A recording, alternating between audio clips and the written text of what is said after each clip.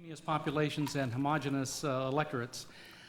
You have to be considered as brave souls here, inasmuch as the Center for the California Studies Director, Tim Hodson, is on a panel down the hall at this very same time. So that if you're not invited back to next year's conference, you probably know the reason why. And as a competition, he swore that he was going to get more people to hear him.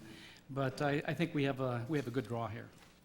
My name is Jaime Regalado. I'm the director of the Pat Brown Institute at Cal State LA. And I've been doing that for 9 years. Before that, I was a practicing political scientist at the same campus. But I leave much of the pragmatic and practicing stuff to Tony Quinn and my colleagues who are very, very active in the field. We at the Pat Brown Institute have a very symbiotic and a very close relationship with the Center for California Studies. And so it's my pleasure to serve at Tim's win in his call as the chair of this panel today. And I think it's going to be a very good panel and a very good discussion that's going to be ensuing. And in turn, I always invite Tim Hodson to be a speaker at our conference, and you'll see a card over there on the table to your left that illustrates that we do have a conference coming up November 15th. Looking at some of the problems of governance and policymaking in what we call a fragmented society. So those of you that might be in the Southland around the middle of November, we encourage you to come by and hear Tim and some other speakers as well. This panel has been directed to basically speak about a divergence, an apparent divergence. And that means the rapid growth and increasing variation that we get in that growth in communities in California. In other words, the diversifying of California, especially after the last 20 years, and of course projected now that California is no longer a majority white population more rapidly over the next 2 decades. But alongside an electorate that appears not to have changed very much in terms of racial background, a predominantly white electorate, still 65 to 70% of the electorate is white. And is there a growing set of implications resulting from this apparent deviance? That is a population that is becoming more diverse every day, but alongside an electorate that doesn't seem to be changing nearly as rapidly. In fact, some have argued that such apparent deviance suggests that the issues and candidates decided upon by the statewide electorate, whether they're individual candidates for statewide office or the ballot propositions, not only may not be responsive to the needs of all Californians, but may actually be used to counter the demands of emerging populations. And this is written right into the definition and the characterization of this panel in your conference brochures. So we're really asking our panelists to comment on the accuracy or inaccuracy of this view, that there does seem to be a divergence between the growing diversity of the state's population, but a less diverse growth in terms of its electorate. So I'm excited to be among our panelists here today, and Rod Wright, you'll notice, is not here, and that was indicated, I think, also in a addendum to your panel. He couldn't be with us. But we're excited to get Councilwoman from the city of Pasadena. Pasadena is where I live, of Sacramento, and Mr. Nguyen, who I'll be also introducing in a minute. And the two gentlemen to my right, we really need no introduction to this audience, but still I owe an introduction to them, and I'll do that as well. Peter Schrag to my far right. Peter, have you been introduced on the far right before? Only geographically. Only geographically, and I don't think Mr. Nguyen has been introduced on the far left, so that maybe they have something to talk about. And of course, Tony Quinn, who's always a favorite of many of ours. What I'll do is briefly introduce our panelists, allow them up to 12 minutes, but no more than 12 minutes, to get their points across. In other words, talk about such divergence, apparent divergence, specifically in terms of their experience, their direct experience, but also in terms of the constituencies they serve. And then we'll that will allow, if in fact people in the panelists up here stated the 12 minutes, and I'll be a strong keeper of the flame, so to speak, that will allow for panelist interaction, but more importantly, the interaction between you all and our panelists as well. The Honorable Lauren Hammond is council member, District 5 of the city of Sacramento, not Pasadena. She is chair of the Sacramento Regional County Solid Waste Authority Board, and she additionally serves on the Sacramento Employment Training Agency Board of Directors and the Sacramento Local Agency Formation Commission. As council member, public safety, youth programs, and senior concerns are her primary focus, and round out her primary concerns as a member of the council. Kevin Nguyen is director of the Federal and State Affairs for the American Civil Rights Initiative, a national nonprofit organization dedicated to educating Americans about issues relating to race and gender. Born in Saigon, Mr. Nguyen immigrated to the United States in 1980. He grew up in San Francisco, graduating from UC Berkeley with a BA in political science. I think 3 of us are political scientists up here. And Peter, you qualify. I'm not anything. You qualify. Under the leadership of Ward Connerly, Mr. Nguyen was a vice chair of Proposition 209, the California Civil Rights Initiative. Peter Schrag, again on our far right, is author of Paradise Lost, California's Experience and America's Future, and is a widely respected and widely read author of a good many other things, focusing on shifting demographics, social and political climates in the Golden State. Also very popular as a keynote presenter, a conference speaker. He's the former political editor of the Sacramento Bee. He continues to serve that paper as contributing editor. He's the past editor of Change magazine, a former lecturer and visiting scholar at UC Berkeley, a former Guggenheim Fellow, and a previous Pulitzer Prize juror. So welcome, Peter. Now, Tony Quinn is vice president of Goddard Claussen and has over 30 years of experience with California state government. He served as vice president of Braun Ketchum Public Relations, heading their Sacramento office. Also a political scientist, as I mentioned before, by training. He has served as director of the Office of Economic Research in the California Department of Commerce. He has authored numerous articles on demographics and political trends. He's widely quoted, always see his name, in national and local papers on political climates and issues in California. And he is a most favored speaker, not only for this conference, but also for the past 2 conferences of the Pat Brown Institute, and indeed around the state. So Tony, it's good to be with you once again as well. So Councilwoman Hammond, if you would lead off, I'd appreciate that. Okay. The title of this panel is very interesting. It's kind of long, and when you look at it, you wonder, what the heck does this really mean? So to me, what it really means is our population here in California, and particularly in Sacramento, is as diverse as it gets throughout the United States, which is why the city of Sacramento was chosen for the census 1998 dress rehearsal, because we are a microcosm of our country. On the other hand, our electorate tends to be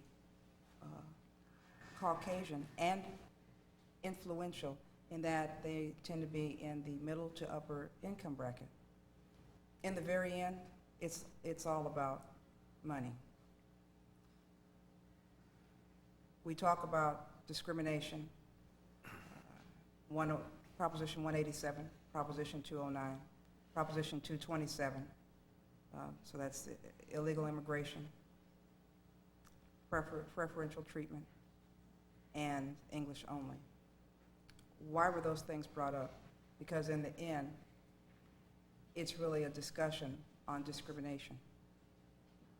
And discrimination is really an economic tool to keep those in charge, and in the money. If you go all the way back to the feudalism of European countries, you will see it was the haves and the have-nots. It didn't really matter what color they were. A Frenchman was a Frenchman was a Frenchman. Do you own any property and do you have title? If you don't have anything until there was a revolution. Well, because we don't have titles in America, we've had to do this a little differently. And with the import of slaves in the 1600s, our country's fathers had to come up with a reason for what they did. And there's no good reason for keeping someone else as a chattel. I guess you're wondering, now, what does that have to do with what we're talking about here today? Because in this century, the 21st century, this is the new way. Proposition 187 and that campaign to pass Proposition 187 really did more to set back what I believe race relations in this state than any one single thing. And I will tell you that I was a volunteer out there around this county telling people to vote no on 187. And my prediction was, if this passes, then affirmative action will be dismantled next. That's exactly what happened.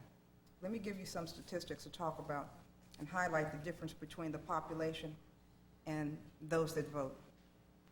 In Sacramento County, Proposition 187, total yes vote was 207,000. The no vote was 141,000. In the city of Sacramento, which is now a majority of people of color, was 53,000 yes, 55,000 no. Proposition 209 from 1996, preferential treatment and getting rid of preferences. In the county, the yes vote was 224,000. The no vote was 163,000. In the city of Sacramento, the yes vote was 54,000. The no vote was 64,000. English only, Proposition 227 from June of '98. In the county, the vote was 155,000. The no vote was 101,000. In the city, the yes vote was 40,000. The no vote was 39,000. The difference was 900 votes. I don't know what could better highlight the difference between the population and those that vote. A very good friend of mine, who was an activist in the Hispanic community, said to me, "There's nothing like oppression to help voter registration." And I think he was absolutely right.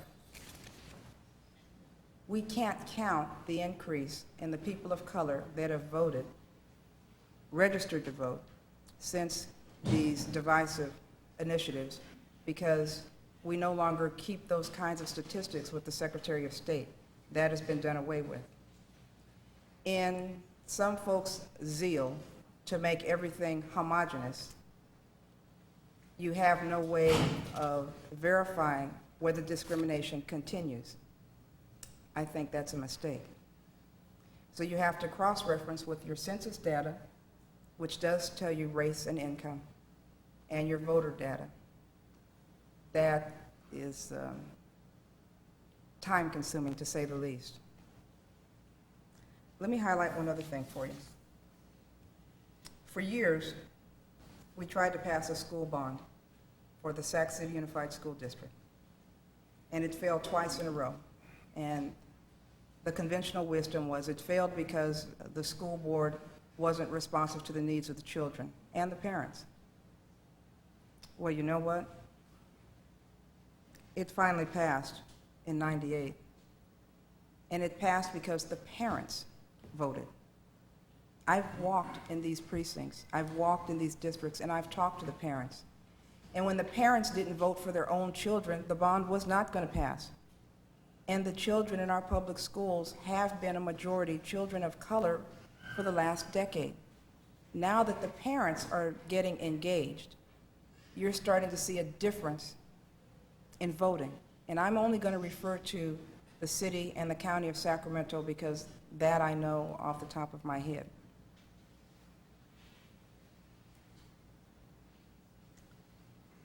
When you look at the propositions for this year, the decriminalization of drug use, when you look at some of the other propositions that are before us, and thank goodness there are only 9 or 10 as opposed to 25 to 30, you look and see who is being hurt by these propositions. And who is being hurt is the emerging population, those of color. And my theory is it's based on economics. The have-nots continue not to have anything, and those that have it are desperate to keep it. My belief is that we can all share in the wealth that all of us have worked hard to do, to have, to make California better. And I continue to try to talk to the angels in each of us and not the devils. Thank you. Appreciate your words, Councilwoman Hammond. Disparity, variance. We'll see if Mr. Nguyen agrees with that assessment, and especially working with a national constituency. Thank you. Let me start off by trying to help define some of these terms that we're talking about, such as emerging populations and homogeneous versus heterogeneous. For starters, looking at emerging populations, I think we can generally agree that that is specifically referring to the segmented population that identifies itself as Latino, Chicano, and Asian American, with the rate of increase highest among Asian American, but certainly with the last U.S. Census, the numbers indicate that Americans of Latino or Chicano descent comprise a majority of the state population, the majority-minority concept. And when we look at that dynamic, as well as the dynamic of the increased number of intermarriages and mixed-race births, we're seeing the demographic line certainly shift, but in some cases totally blur. And I think that's the context we need to keep in mind when we talk about things such as homogeneous versus heterogeneous populations and the electorate.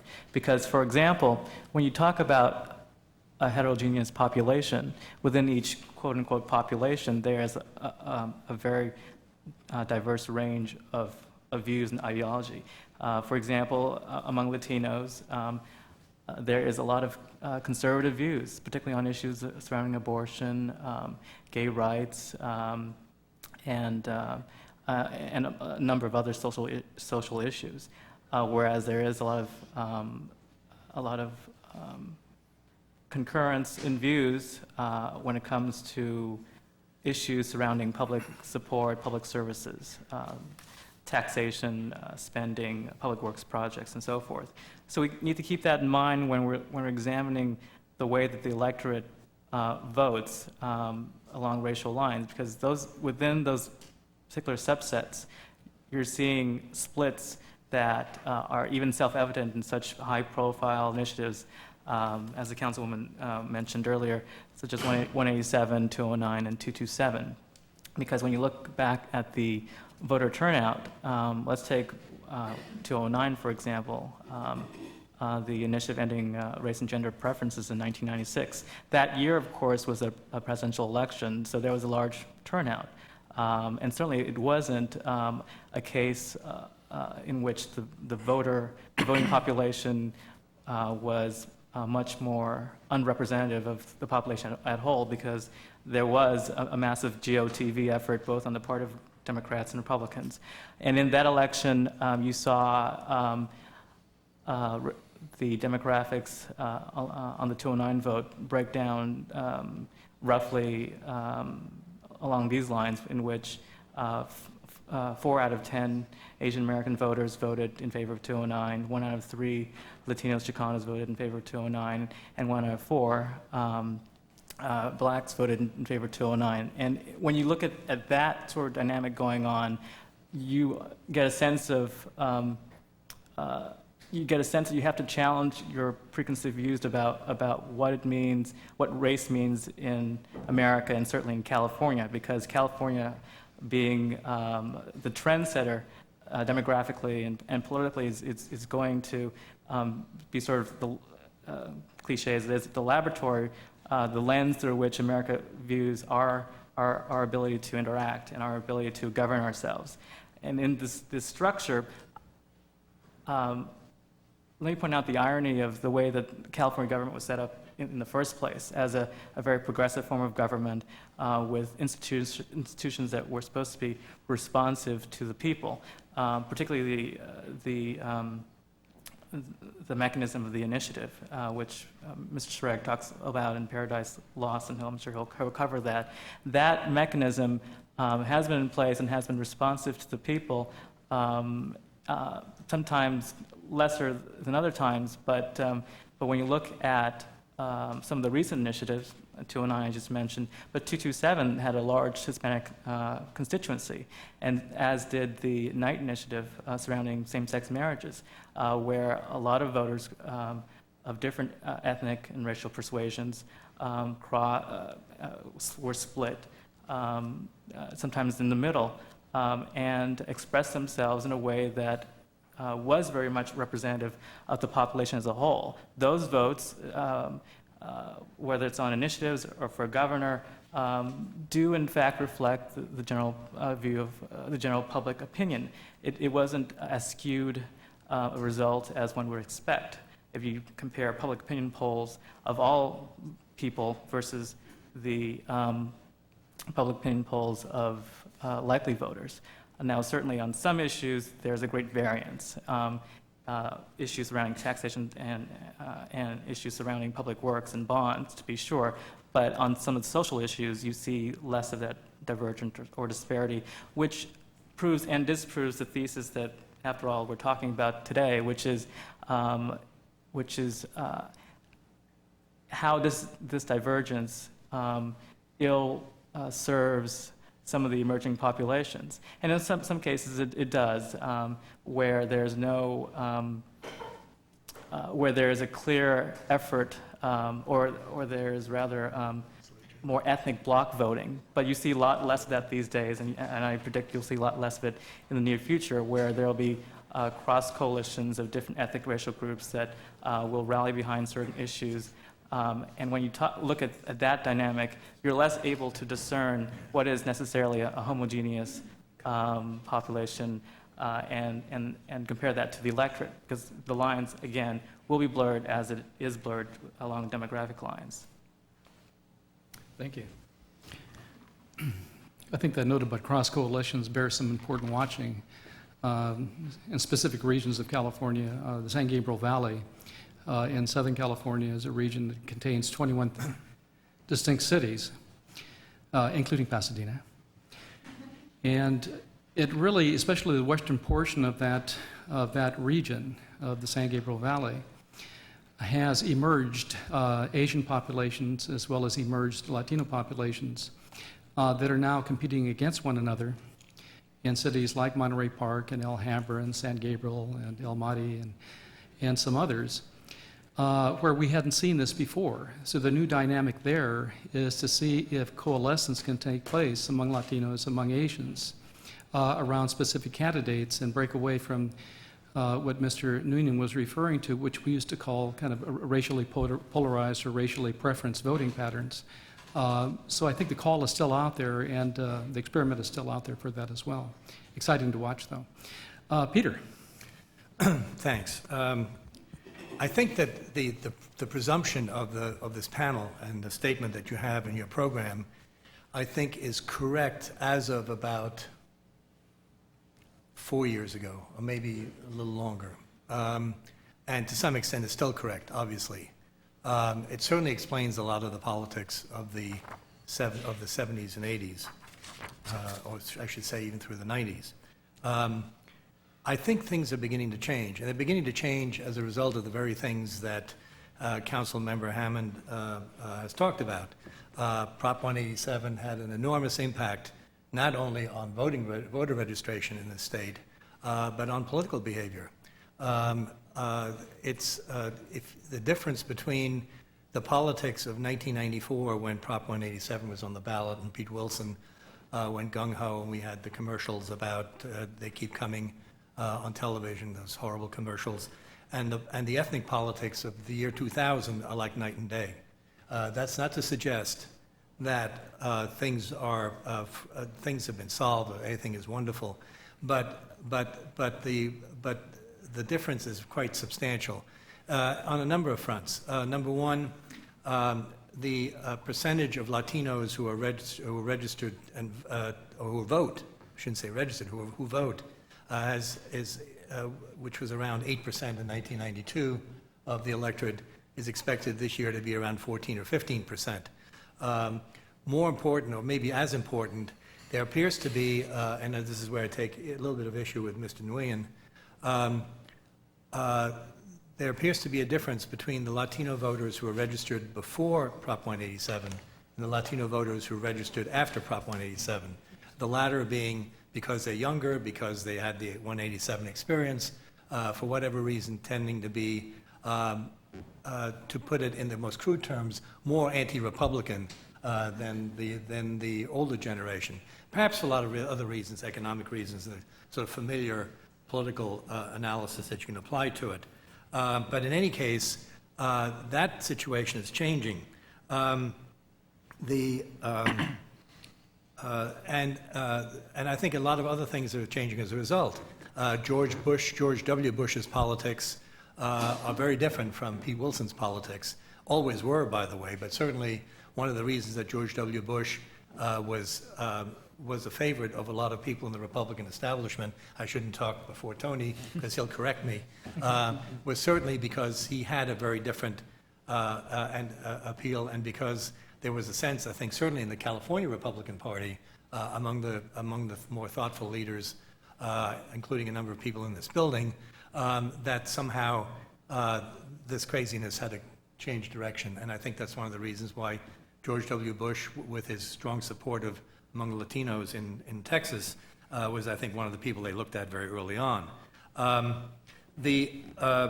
should also say that, yes, I think it's true that all through the 80s and 90s, and certainly going back at least to Prop 13 in 1978, that to some extent the initiative politics in the state were driven primarily, though not solely, I think by, always in part explained by the gap between the predominantly white, older, more affluent electorate and the increasingly diverse, younger, poorer population of the state, even in part as a reaction to what was going on in this building. And this building, in a funny way, reflected more closely the population of California than the California-wide electorate, interestingly enough, because of the way our districts work, because we elect people by, because districts are apportioned by population, and even in districts where you have a majority-minority population, or a larger poor population, voting is going to, the percentage of voters is going to be much lower than it is in more affluent suburban districts.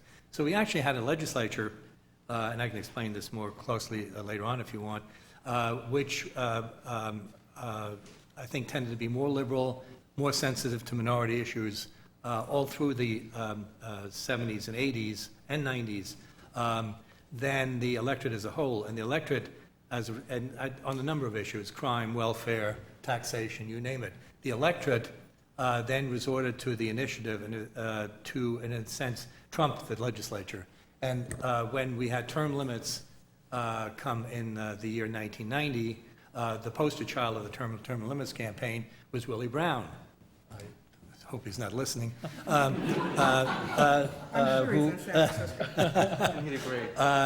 And I think Willie Brown, with a subtext, Willie Brown thought it was more than a subtext, but certainly the subtext was racial, but it was the urban politician, it was a Democrat, it was the somewhat flamboyant figure who became kind of the poster child of this unresponsive legislature.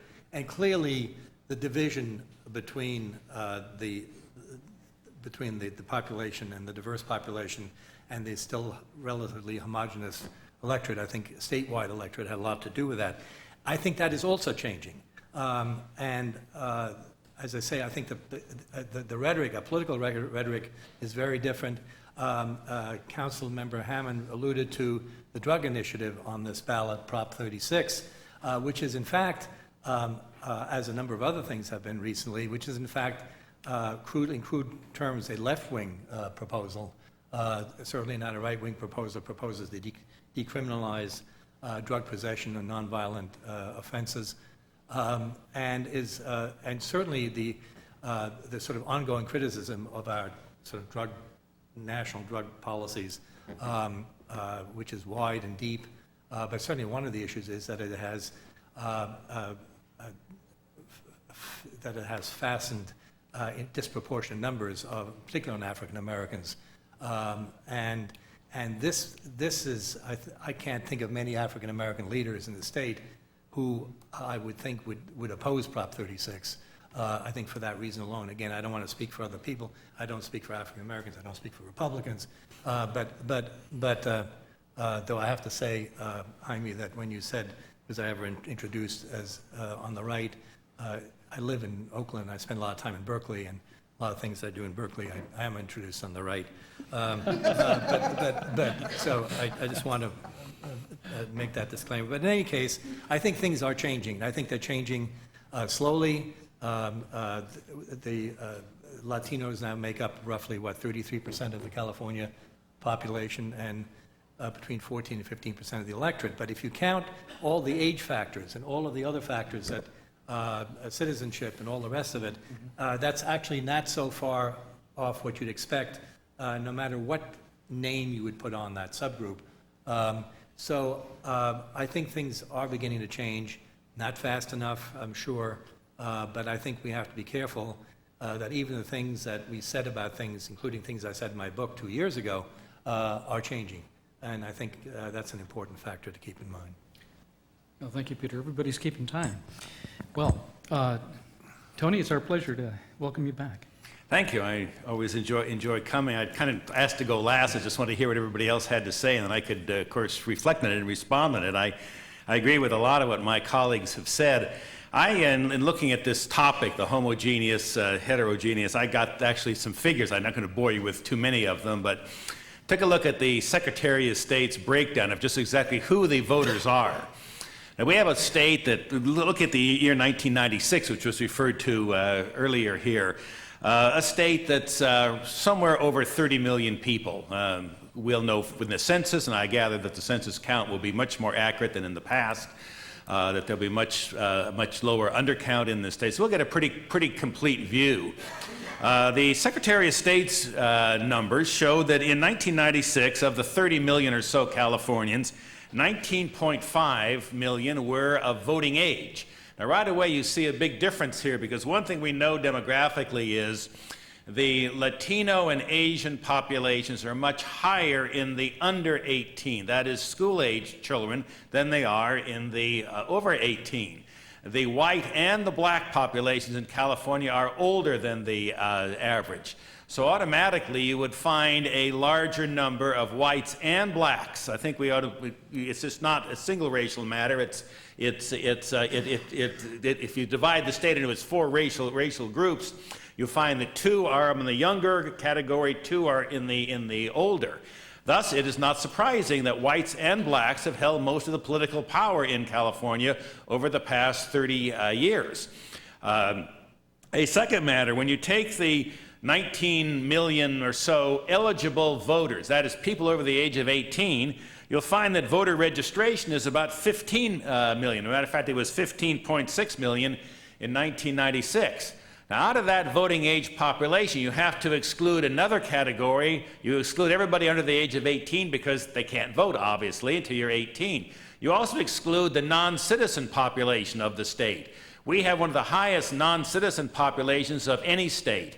It is generally estimated at around 3 to 4 million people. I kind of think the non-citizens tend to be more in the over 18 than in the under 18. I've never believed that there are that many so-called illegal alien children in the schools. Most of the people who don't have citizenship in California come from Mexico, are older, are in various working jobs. Most of them are probably, at least a higher percentage, tended to be single than married. But if you take out the million or so people, maybe 2 million people out of the voting age population that can't vote because they're not citizens, then your voting age population, your registered voters, get pretty close. And the electorate begins to look like the people who are eligible to vote. And I think that's an important point. We had some voter exit polls in the 1998 election. It is not true, by the way, that Prop 209 had anything to do with being able to measure votes by racial groups. There was never a registration to show your racial grouping on your voter registration form. Well, the way that we figure out voting by racial groups is through exit polls. They simply stand there and wait for people to come out of the polls and say, what are you and how did you vote?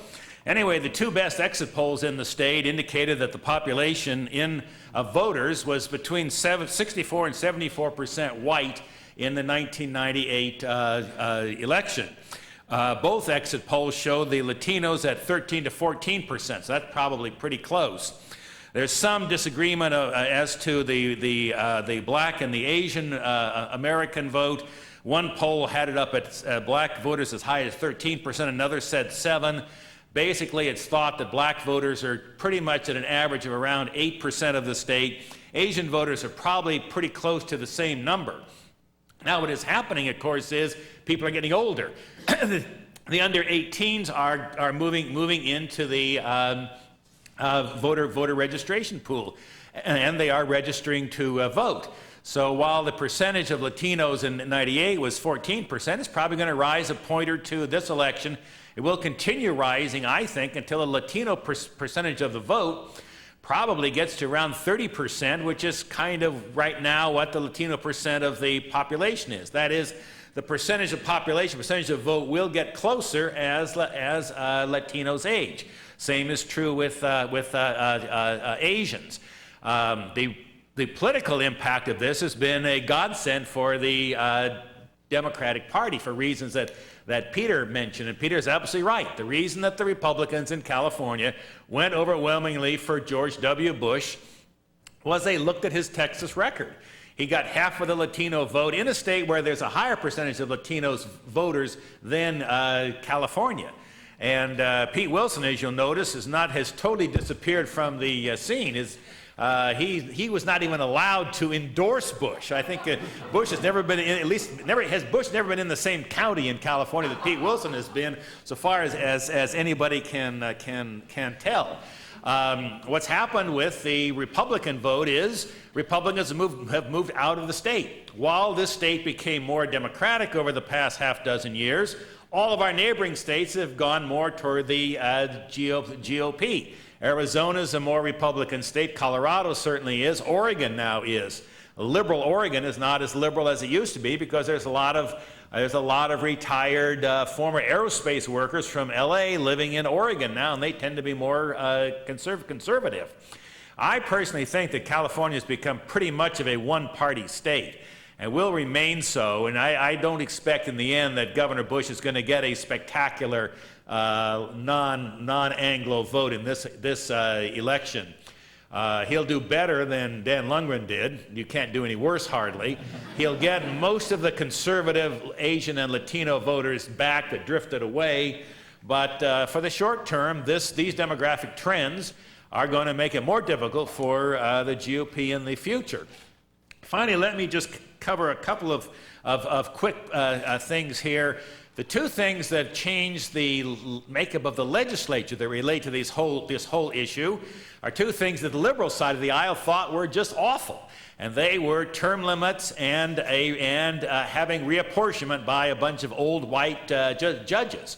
The Democrats just hated all of that because, frankly, it wasn't very good for the Democratic incumbents. But the legislature has changed dramatically over this decade because of term limits. You had 2 Latino speakers in a row. That would not have happened had the favored politicians remained in office forever. What you did when you went to term limits is you got rid of the old boy network, which was an old boy network in the state. The numbers of Latinos and Asians and women have gone up significantly in the legislature in this decade. Secondly, having reapportionment done the way that the courts did it created a lot of seats where they consciously tried to give Latinos particularly better opportunities for election by not dividing the Latino community for political purposes, rather uniting them more on a demographic basis. And during this decade also, you found the most amazing thing that those of us that were involved in reapportionment never really expected to see, and that is a great many Latinos getting elected in heavily Anglo districts. Deborah Ortiz is our state senator here in this district. This district, which is most all of Sacramento County, is more Anglo than the state as a whole. The city of Sacramento is not, but the county is. So what you're seeing is a lot of changes, a lot of things that are taking place that were not expected, and I think you're going to see a lot of these changes continuing in the future. But I do think that the totality of it is to make the electorate that votes on election day somewhat more reflective of the people who are actually eligible to vote in the state. Great, great. Well, thank you all for keeping the time limits. You're actually all under. So that means it's time for you. Now, Trina, I have to ask you a very important question. Are there more people in this session than the other session? Yeah, we won. So Tim owes us all dinner, right? At least. We have ample time for your questions and interactions with the panelists. I ask you to keep your questions relatively short and direct them to a panelist of your choice, or if it's a multi-panel kind of question, indicate that as well, please. So with that, why don't we open it up to you all? Where's Michael? Where's Michael? Did he leave? There you are. Now, Michael, I'm duty bound to call upon you when there's silence like this. I used to use your book. I know you're still very, very good. He authored a California textbook some years ago that when I was still teaching political science, I used to use regularly when I didn't use Terry Christensen's. So I'm duty bound to call upon you out of my respect for you, Mike. So do you have a question to pose? Well, I'm going to put Tony Quinn on the flag. Uh-oh. Are Are you going to tell him that you and I went to high school together? No, I'm not going to do that. How do you think the presidential race is going to turn out in California? Based on what you can see now, can you give us some indication of what may happen? Yeah, I think that it goes the way that the national race goes, frankly. I never believe that the California voters kind of reflect what's going on at a national level. When Governor Bush was say 10 to 15 points ahead of Gore, he was running even or slightly ahead here. This state is now about 10% more Democratic than the nation as a whole. Now, as Gore has moved into the lead, he's got a lead nationally that people estimate 3 or 4 or 5 points. It sort of varies. The California lead for Gore has gone way, way up. I suspect that this is just much more of a Democratic state now, and that the Democrats will not spend much money here, which actually could hurt them at some of the other levels because there's less of likelihood to get massive turnout of less interested voters. And that the Republicans will go through kind of the motions, and they'll talk about how they're really in the game here in California. But this presidential election is going to be won or lost in the Great Lakes states. And I think in the end, that's where the action is going to be.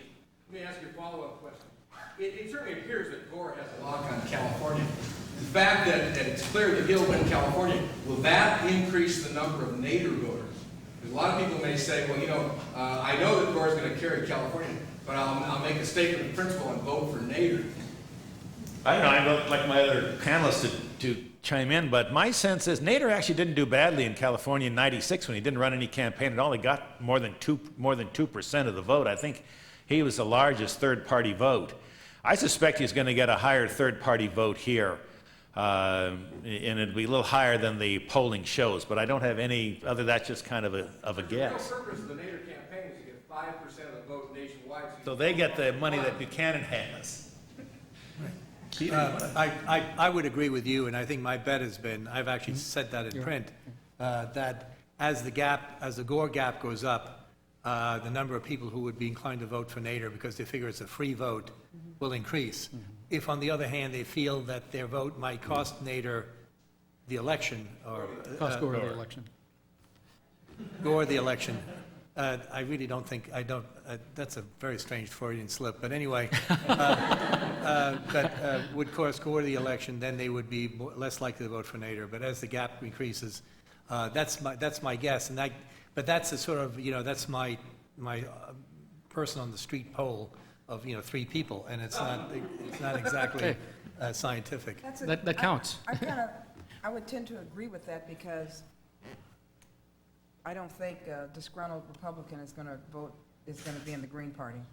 And I don't think that I have a feeling that Nader will only take votes away from a Democrat. Now, I agree with you that as Gore's numbers increase, people will be comfortable about siphoning away, because, I'm only 1 vote and I can't possibly hurt him. I wanted to mention something that Mr. Quinn touched on. Indeed, if there is not a solid ground campaign, and it doesn't have to necessarily be from the top, I think that the Democrats are counting on us local folks to do the ground for them.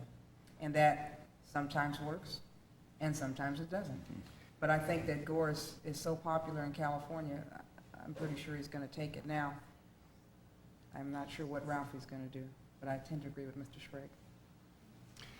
I think one other factor that may go into this, just taking off from Councilmember Hammond's point, and that is that there are a couple of things on the ballot that may help the Democrats, Prop 38 particularly, and my sense is, and again, Tony, tell me if I'm wrong, I have a feeling that some of the Bush people must have cringed when Tim Draper went through with trying to put, and to qualify Proposition 38, the voucher initiative, because I think it'll bring out a lot of the Democratic base, particularly the teachers, of course, and I think it will, to some extent, enhance Gore's vote. Yeah, there's, of course, a lot of history in this state where initiatives have been what's driven the vote. And Peter's correct that there's a lot of people in the public that are not happy with the legislature, and they found the initiative process is the only way to go. I think the electorate, as I say, reflective of the state, is more conservative than the legislature is. Take a look at the gay marriage issue. Now, that never would have passed the legislature. Matter of fact, prohibitions on same-sex marriages were killed in the legislature several times. The ballot measure passed with 57% of the vote. Among Latino voters, it was 67% yes. So what you find is, and I think Kevin mentioned this, there's a lot more diversity among voter groups. There's a lot of difference between, I find this all of the time. There's a vast difference between a person who is a Japanese American whose family has been here for 3 generations. I'm Italian, half Italian. My family's been here for 3 generations. I don't speak any Italian anymore. Most people I know who are Japanese Americans don't speak Japanese anymore. There's a lot of difference between that and somebody just arrived from Vietnam in the last 20 years. There's vast differences in the state between refugees from Central America who came here from a much higher economic status than many of the immigrants that come from Mexico. And there's certainly vast differences among Anglo voters, even still to today. So trying to categorize everybody into a single group is at least in this state, kind of a risky business. Okay, well, thank you all. Liz, and then we'll go to the gentleman in the blue shirt and the gentleman on the left over here. Liz. I just want to respond to the comment that Mr. Quinn made before I make a question. It's also in response to something that Mr. Nguyen said. While it isn't a simple matter of describing voters in a block by race, I do think it's important for people to understand that certain issues will really bring out the voters by race. And for example, for 187, 77% of Latinos voted no, and that's a big majority. And over 50% of blacks voted no. But that was an important majority. And the same with Prop 227, 63% of Latinos voted no, 52% of African Americans voted no. But my major question is to Mr. Quinn and the rest of the panel. You said that it was a surprise that some Latino legislators were elected in areas that weren't considered Latino, for example, Senator Ortiz. And I wonder if the changes that you referred and also that Mr. Schrag referred to are going to result in more of that taking place. Probably. I think it much more, it really depends on who runs a good campaign. Four Republican Latinos were elected in 1998. All four of them are still here, and all four are expected to be re-elected this year. They all won in overwhelmingly Anglo districts. I think the racial voting, I mean, looking at when we did reapportionment that I worked on, there was all this concern about can you get it to 65% Latino, and you can't have it be 63% because it's 67% and all these numbers. And in the end, the voters said, we're just going to look at the candidates. I think that black politicians have had a hard time in California this decade because they've been unable to win primaries, mainly Democratic Party primaries outside of the South Central LA area. And I mean, for the first time in 50 years, there's no black representative in California north of LA County. Oakland always had at least one black legislator. But I think you even see that's not so much as a racial matter, it's just a matter of you're going to find somebody that's going to run a better primary and get nominated in some safe district and get elected. And it'll mean less whether that person's black or Latino or Asian or what. If I can add one more factor to all this, that is how the situation is going to be resolved with regard to the blanket primary form of election, because that produced more centrist candidates, including in so-called racial or ethnic districts, and that also lends to a type of a coalition building that's going to produce candidates who may not reflect the ethnic makeup of their district, which will present an interesting challenge to the census demographers and the reapportionment experts when they draw the lines. Let me add something that's going to sound like I'm contradicting myself somewhat, but I don't think I am. I think that, as I said, the assumptions of our basic question in the program, I think, are correct for much of the last generation. I think they're changing now, have changed dramatically, as we said about George W. Bush and the contrast with Wilson and all that. What I'm not sure of yet, and again, this is simply my sense of California history, which it seems to me is always mutable. We are going through very good times at this point, economically. And that's not to say that everybody in the state is going through good times, but that's sort of the general sort of ethos of things. What happens if we hit bad times in the next 4 or 5 years is not clear. We've had in our history over the last century, obviously, periods of very virulent kind of xenophobia and racism and whatnot, and we don't have to go over that. Whether we've gotten that, I mean, it may be that we've gotten that out of our system, and it may be that we, meaning obviously the sort of the white political majority, and maybe to some extent even some minorities, but maybe we've gotten that out of our political system, maybe we haven't. Are we going to have, if there's a real recession, are we going to have another wave of reaction against immigrants, and are they taking away our jobs and so on? And you can say, it's very hard to say something that only happened 6 years ago will never happen again. Right. So I don't think we want to be confident about that at this point. I think we're past it. I hope we're past it, but there's no assurance. And one of the oddities now is, and that's also partly the reaction to the whole 187 thing, is that nobody's talking about immigration at all in the state. I mean, it's not mentioned. And immigration is still there as an issue that can come back and bite us. And if we don't think about it in a responsible way, it could bite us in a very irresponsible way. I think an immigration question, we're hearing about that, but in terms of labor shortages now, unlike we heard that debate being carried out over 6, 7 years ago. Second, who was second back there? I think it was you, and then we'll come back over here. Actually, Peter's last comment leads into my question. Bob Stern, who has the Government Studies Group in Southern California, who I'm sure most of you know, has studies these sort of things, has said that he doesn't know any initiative that has passed by the vote, has been passed by the voters in the last few decades, that wouldn't be passed again if it was on the ballot today.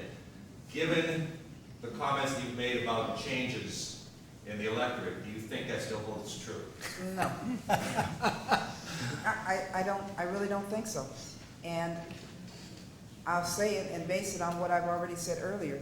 We look different than we did a few years ago. 20 years ago, I would not have been elected to the seat I hold today. That's just a plain, simple fact. I have a district that's as diverse as this city. My council district is as diverse as this city, which is why it was held by Deborah Ortiz before me and Joe Serta before her. And our late mayor was the first Latino mayor of this city. And Deborah Ortiz was the first woman, female senator for this district, and the first one of color. It's because there really are good angels in all of us, and in the end, everybody wants the same thing. Joel, I'm going to give you a Weasley answer to your question. I doubt that Prop 187 would be passed today. I certainly am sure that it would never make it to the ballot today, because there'd be nobody interested in funding it. And I think that's one of the problems with it, is that it becomes this sort of funny, but I don't think it would pass. I think if this came to the ballot today, most people would say, what are they talking about? There's no problem, there's no issue here. But I think we've also moved further, but I don't know whether that's permanent, or whether if economic times change again, whether we could revert to that, and I have no way of knowing that. And I think there are probably a number of others that, I think I don't know what people would do, for example, well, I shouldn't get it. That gets too speculative. Well, Peter, the councilwoman was just catching her breath anyway, so we'll come back to I'm sorry, Councilwoman. And I don't want to get off the point, but what I'm saying is, in the end, most voters want the same thing. It's a matter of how you raise the issue to a particular person. In other words, you want to be able to make enough money, so you're not starving, that you have a good life. You want your children to do better than you. You want to be safe when you get in your car, in your garage, and all the way to work, and that sort of thing. And it really doesn't matter. It really doesn't matter the ethnicity of a candidate. Now, on the matter of propositions,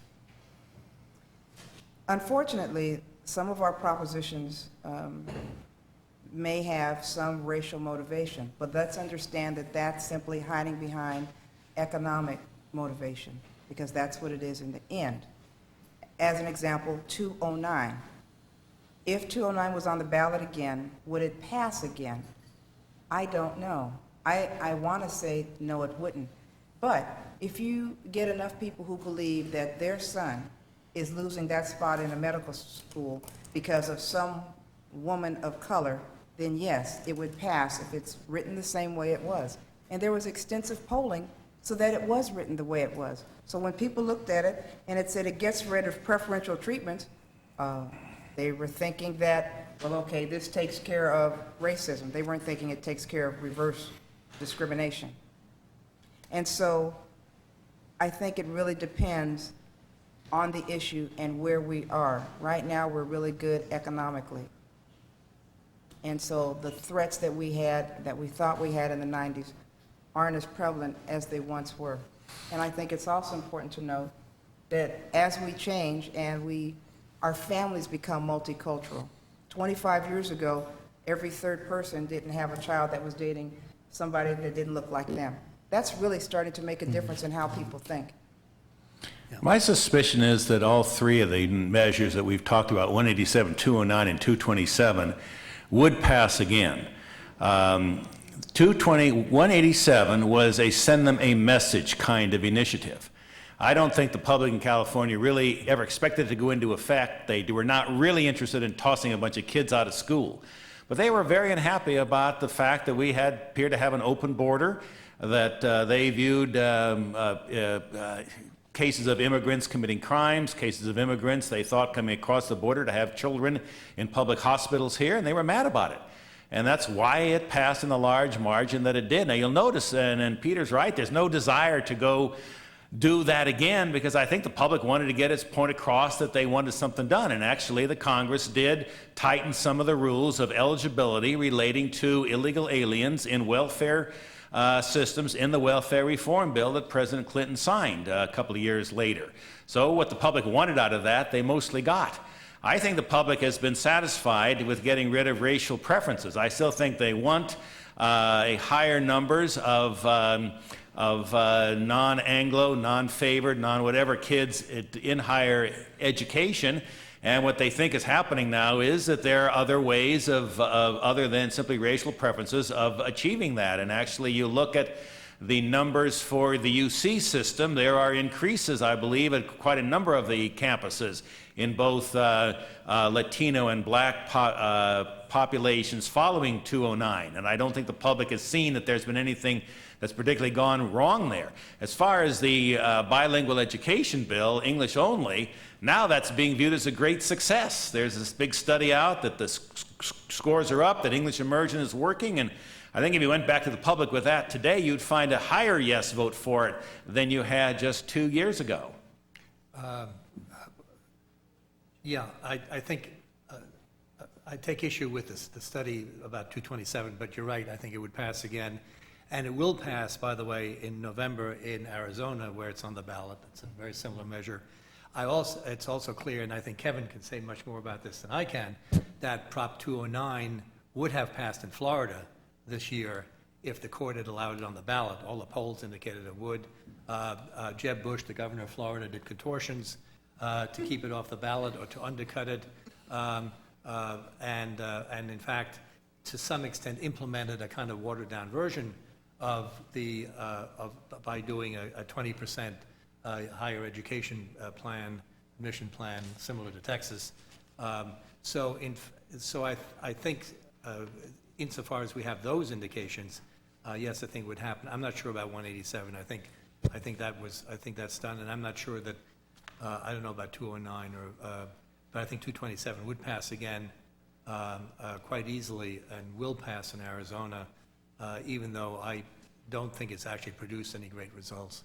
We'll go to Mr. Nguyen in just a minute, but I know there is a lack of clarity in the audience about open borders. And Tony, we think you were probably referring to the Canadian-U.S. border. Was that?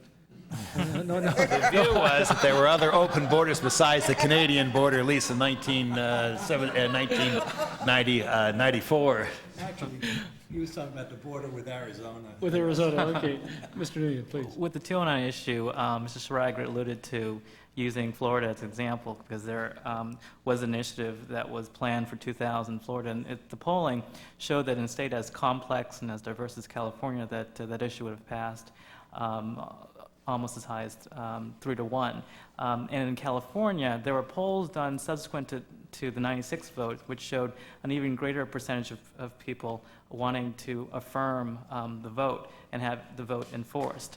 And that issue is isolated from issue 187 because economics didn't drive 209 as much as 187 did, because we were on our way out of a recession by 96, and the initiative. The initial sponsors, at least, were trying to play to the ideal of equal treatment under the law, which doesn't affect people in a practical way, because there weren't a lot of people applying to government jobs or government contracts, which is what the initiative targeted.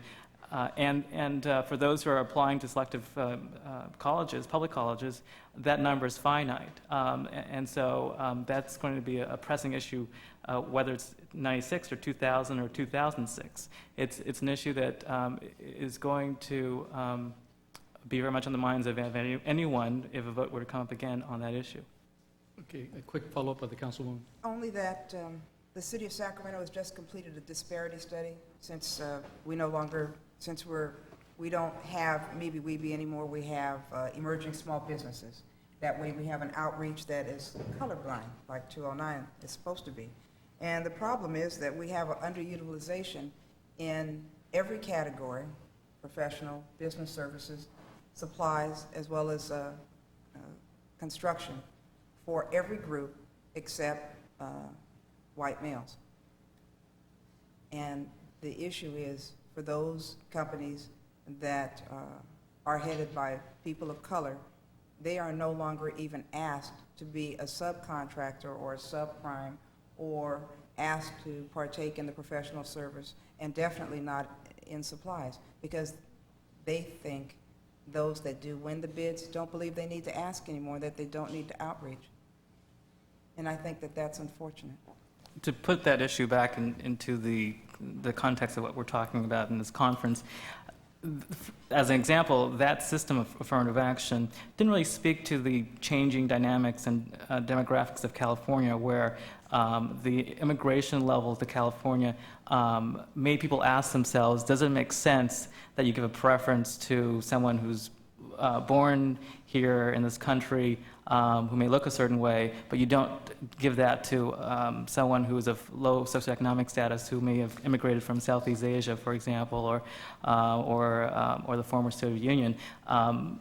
That sort of challenge to us in terms of demographics made us rethink the system that we have, and that's part of the reason why we decided to throw out the old system of affirmative action to reflect more the changing dynamics of California in the 21st century. Thank you. Thank you for hanging in there.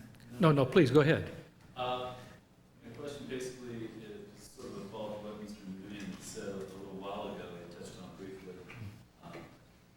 Outside of a really polarizing issue such as 187 or 227, do you think that the turnout is in minority majority districts is hindered by a lack of competitiveness, especially in general elections, where it's a heavily Democratic district? There's a Democrat running against token opposition by maybe a Republican or maybe somebody who represents a third party. And in the primaries, there typically are two Democrats running for the same office, that there's not really much difference that can be seen by your average voter. Do you think that that drives down turnout and keeps perhaps the reason that there is a more homogeneous electorate for anyone in particular? Tony? Maybe I'll take a stab at that. It certainly is not true that it's only majority-minority districts. 75% of the legislative districts in California are probably safe for one party or the other. Now that is in a plan that was drawn by the Supreme Court not to favor incumbents that tried to apply good government criteria. Reason is where we live. Orange County, San Diego is very conservative. Most of the seats down there are safe for whoever wins the Republican primary. All of the Bay Area, with just a couple of exceptions, is now overwhelmingly Democratic. There is no contest in at least 75% of the general election districts. And then when you get down to where the real contest is, the real money's going in, it's a much lower number. Probably 90% of all the incumbents or the seats in this election are already decided now. So what drives turnout is the presidential race or the U.S. Senate race or some ballot measure. I think Peter's probably right that of any of the ballot measures, vouchers may well turn out more anti-voucher votes than it turns out votes for it. And I know the Republicans were not thrilled with having that on the ballot here. Nothing else on this ballot. Maybe the drug thing will bring out people in the Mendocino forest or something to vote. But there's nothing on the ballot this year that seems likely to draw a lot of people. And if the perception is that Al Gore's got the state won easily, and I think that the councilwoman sort of mentions this for some of the Democrats on the ground, it's going to be harder to turn out the loyal Democratic vote. Now, that's kind of maybe some Republicans are hoping that's the case. It may be wishful thinking because if George Bush is getting beaten badly in California, the Republicans won't vote. And matter of fact, the phenomenon of the 1998 election, one of the most interesting phenomenons was Republicans stayed home. That's why they did so badly at the lower level. I mean, they lost legislative districts they weren't expected to lose because their own voters just didn't vote. Whereas Democrats were very turned on in 1998. Latinos decided to get even with Pete Wilson in 1998. And, you know, that's how politics works. If you tweak somebody's tail, be careful, they might turn around and bite you. The Wilson people found that out, and I know is not a Republican activist anymore, but somebody still involved with Republican politics. There was a mighty lot of bitterness about all of that and who got to blame for what. And I wrote an article in the Bee that blamed the '98 election largely on Pete Wilson. And I can tell you, I was already unpopular in the governor's office, but not as much as I was when that article came out.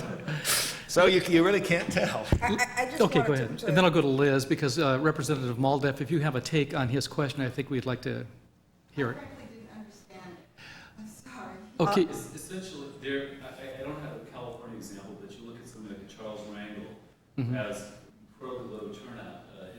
He has about roughly about 25 to 40,000 people on average voting in his district, compared to say a Jane Harmon or a Steve Kuykendall district, which has been separated by a few hundred or 3,000 votes the last couple terms, have incredibly high turnouts. Now, my question basically is, can the low turnout in a district such as Charles Rangel's be seen in part, and there's no one factor. I mean, also there's income, there's education, there's age of the voters, et cetera. But can the fact that it's a pretty non-competitive district for that House seat or for any seat at various levels have an effect? Well, two different things. And I'm really trying to concentrate so that I don't, wander off to another subject. But to me, it's two different things.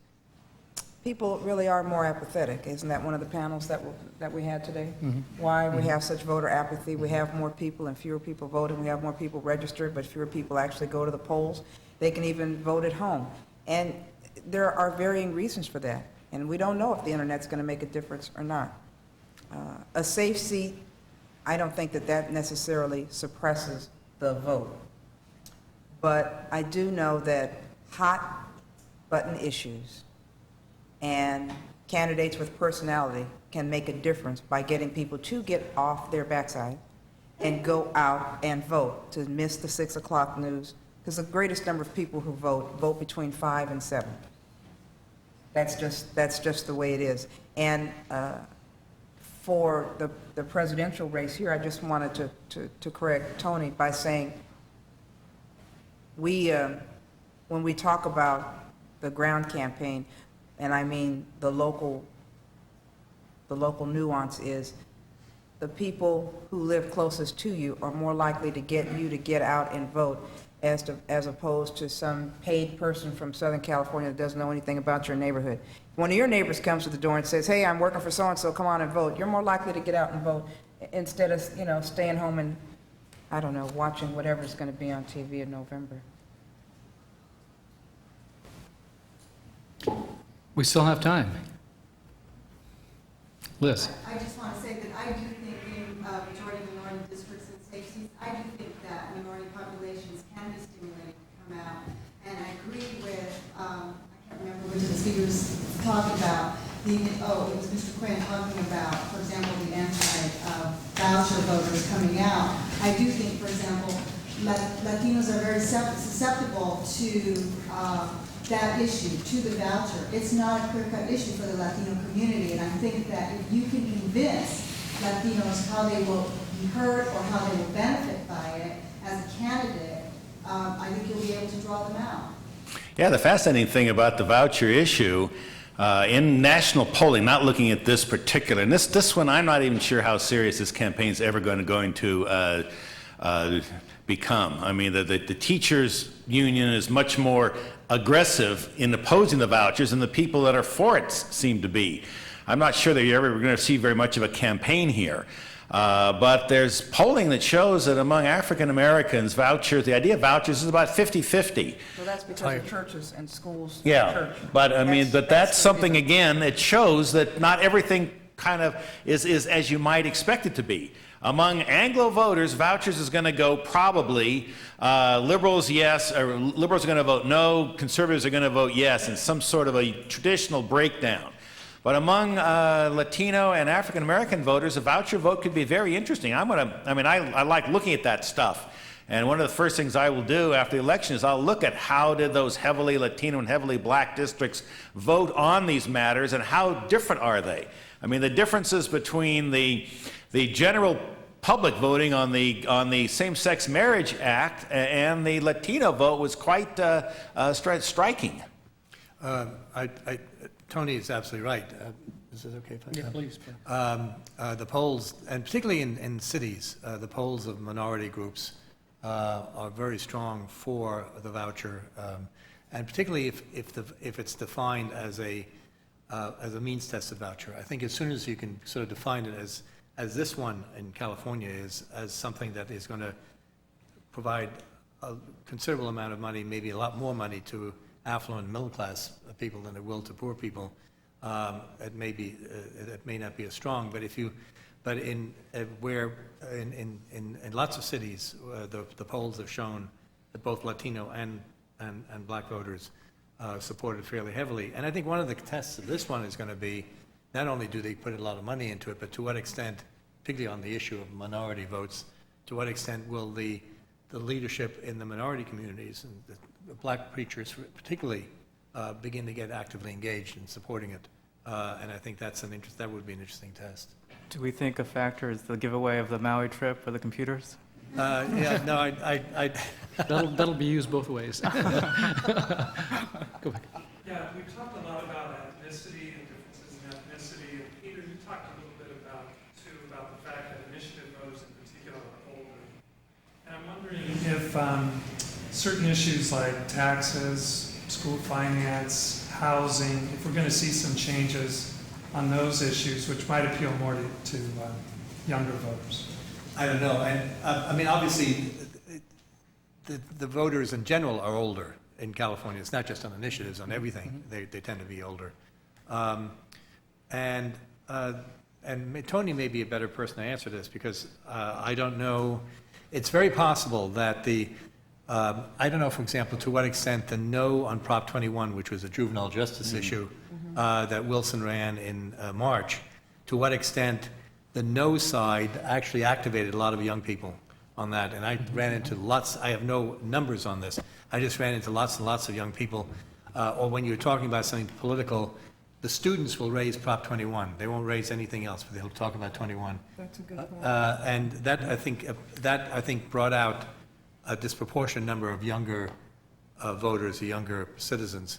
The same thing may be true to some extent with Prop 36. I don't know to what extent that will bring out, to some extent, younger folks. I have no idea. And that one I think could be close. I don't know what numbers Tony has on it, and I don't know to what extent the no vote will generate a lot of advertising in the last month of the campaign to defeat it. The polls so far show it leading fairly comfortably, but not safely. There's some interesting differences that show up between primary electorate and the general election. The primary electorate is always smaller by about 20 points. It's kind of an average. Primary electorate this year was about 52% turnout, which was quite high. We actually had some interesting primaries. The presidential primary was played out in California for the first time in both parties. But what you found in the primary was the turnout of homeowners is always higher because they're more used to voting. They tend to go to vote for city council and people that have lived in the same house for a long time. Tend to be much more regular voters than renters who tend to move a lot. The general election, the differences are much less. I should mention that our firm, the firm I work for, is running the Yes on Proposition 39 campaign. That's the campaign to lower the requirement for school bonds from the current 2/3 to 55%. I did an analysis of why they won to lower it to 50%, called Prop 26 in the spring, failed. And it was quite interesting because the polling was all off on that. The field poll had it winning. Quite a number of polls, every poll practically had it winning, and it lost. And what happened was the vote went down on homeowner lines. That is, if you were a homeowner, you were much less likely to vote for that because you saw it as a raise in your property taxes. You did not see it as a schools issue. Despite the fact that all the money was spent and the newspapers wrote about it as a schools issue, people looked on it as a homeowner's issue. Well, we'll see with Prop 39 whether that's the same case. But again, the voters sometimes act a little bit differently than the way that they tell the pollsters. And what you got to look at, I think, more often is exactly who is voting and what groups. Is it older? Is it homeowners? Is it something going to drive younger voters? Which Peter could be absolutely correct. 36 may drive a big turnout of younger voters. We just don't know. But that's kind of the demographic thrust, or what have a lot to do with who wins and loses elections. I've always been curious. Who is asked to participate in these public opinion polls? Just by a show of hands, how many people here have ever been called at home and asked to participate in a public opinion poll? Raise your hand. Okay, I'm still waiting. And I've been in my home for a number of years. I haven't moved. I have been asked to participate in a radio poll, which was interesting. And so the polls can sometimes be skewed because they're not talking to everybody. They're only, they've got a statistical way of doing things. So they take a small group of folks and then they measure that against the larger group and then they come up with their number magically. I didn't take statistics. So it's interesting to see who they're going to poll, who they continue to poll, and then what the voters actually do. And the other thing that Tony said, and I think that was a very astute point, homeowners versus renters. So you have more people that vote in November than June, and for those renters, a lot of people may have moved. Mm-hmm. See, when you're a homeowner, you're going to get that ballot in October. But if you're a tenant and you've moved, you're going to get that ballot. You're not getting it. Your old address has it. Yep. And if you don't re-register, and if you don't get the old ballot, you're just out of luck. I think you brought up a really good point on the polling, and that's going to become, I'm taking these polls with more and more of a grain of salt. For one thing, people lie to their pollster, which is a terrible thing to do. But even more interestingly, they let it roll over to their answering machine. Lots of folks have answering machines now.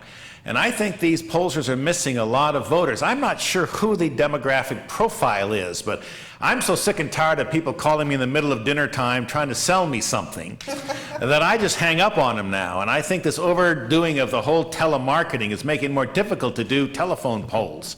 And there's a lot of doubt. I mean, the presidential polls right now are just crazy. I mean, they go from Bush being 2 or 3 points ahead to Gore being 15 points ahead. And I think that they're having a lot of trouble getting their profiles right for some of these very reasons. We have one last question out there. Look, they're all tuckered out. All tuckered out. I think they're brain stimulated and ready for the plenary almost. Well, listen, thank you to the audience. Special thank you to our panel. And why don't we give the panel a round of applause?